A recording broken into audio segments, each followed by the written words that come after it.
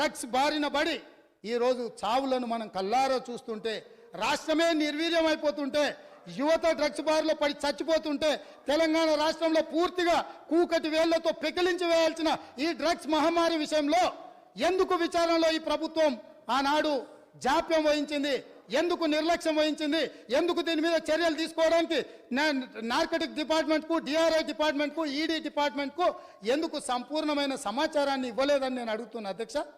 ఈరోజు నేను టీఎస్ న్యాబ్లో ఒక అడిషనల్ డీజీ క్యాడర్ ఆఫీసర్ను పెట్టి ఎంపవర్ చేసి ఇవాళ ఈ రాష్ట్రంలో డ్రగ్స్ అనే పదం వినిపించొద్దు, ఈ రాష్ట్ర సరిహద్దులు ఎవడు గంజాయితో రావద్దు, ఎవడు వచ్చినా ఎంత పెద్దవాడైనా ఎంత గొప్పవాడైనా వాళ్ళ వెనకాల ఎవరు ఉన్నా ఊచలు లెక్క పెట్టాల్సిందే, లెక్క పెట్టియాల్సిందే అని ఈరోజు నా ప్రభుత్వం మా మంత్రివర్గ సహచరులు తీసుకున్న నిర్ణయాన్ని ఈ ప్రతిపక్షాలు అభినందించాల్సిన అవసరం లేదు అధ్యక్ష.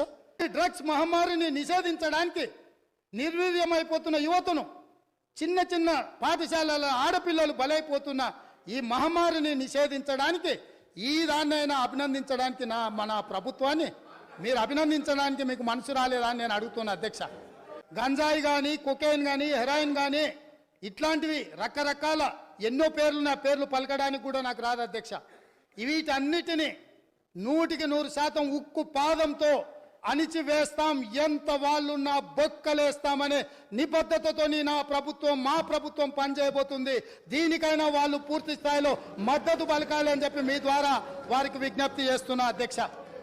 అధ్యక్ష, మేము ఒకవేళ భిన్నాభిప్రాయం ఉంటే మా ప్రభుత్వం ఎందుకు పెడుతుంది అధ్యక్ష? Telangana state anti narcotics bureau ఎందుకు పెడుతుంది? ఎందుకు సివి ఆనంద్ లాంటి కాంపిటెంట్ ఆఫీసర్ని పెడుతుంది? సరే, మీరు తీసేసింది ఇలా ఆయన, అది వేరే విషయం. కానీ సివి ఆనంద్ లాంటి కాంపిటెంట్ ఆఫీసర్ ఎందుకు పెడతాం అధ్యక్ష? ఇంకో మాట అధ్యక్ష, ఇట్లాంటి విషయాలు ఇప్పుడు ఈరోజు కాదు అధ్యక్ష, ఇట్లాంటి విషయాల్లో గౌరవ ముఖ్యమంత్రి గారు ఆనాడు కేసీఆర్ గారు మరి షీ టీమ్స్ పెట్టినా, రాష్ట్ర ప్రయోజనాలకు సంబంధించి ఏ అంశం పెట్టినా, ఈరోజు డ్రగ్స్ విషయంలో మీరు మాట్లాడినా ఒక 100% కాదు అధ్యక్ష, 1000% మా పార్టీ నుంచి పూర్తి సహకారం ఉంటుంది ఈ విషయంలో. వారికి కన్ఫ్యూజన్ అవసరం లేదు, వారికి ఇంకేమైనా అనుమానాలు ఉంటే కూడా నేను చెప్తా ఉన్నా. భిన్నాభిప్రాయాలు అన్నారు, మేము అభిప్రాయం చెప్తే కదా అధ్యక్ష భిన్నాభిప్రాయం ఉండడానికి. అది మేమే చెప్పినాము, మేమే మా ప్రభుత్వం ఉన్నప్పుడే ఏర్పాటు చేసిన సంస్థ. ఇవాళ మీరు క్రెడిట్ తీసుకుంటా అనుకోవచ్చు, మాట్లాడితే మేనేజ్మెంట్ కోట అంటారు అధ్యక్ష. అధ్యక్ష, ఢిల్లీని మేనేజ్మెంట్ చేసి ముఖ్యమంత్రి పదవి తెచ్చుకున్న వ్యక్తి, ఢిల్లీని మేనేజ్ చేసి పీసీసీ పదవి తెచ్చుకున్న వ్యక్తి వాళ్ళ మేనేజ్మెంట్ కోట గురించి మాట్లాడితే అధ్యక్ష నేను అనలేదు అధ్యక్ష. ఇది కోమటిరెడ్డి వెంకటరెడ్డి గారు చెప్పినారు, పేమెంట్ కోట అని చెప్పినారు అధ్యక్ష. కాబట్టి ఆయన కూడా మాట్లాడితే బాగలేదు అధ్యక్ష, వారి సవరించుకో. నేను నిజంగానే సిగ్గుపడుతున్నా సార్, ఎందుకంటే పంట బీమాకు రైతు బీమాకు తేడా తెలియని వ్యక్తి ముఖ్యమంత్రిగా ఉన్నందుకు నేను నిజంగానే సిగ్గుపడుతున్నాను సార్.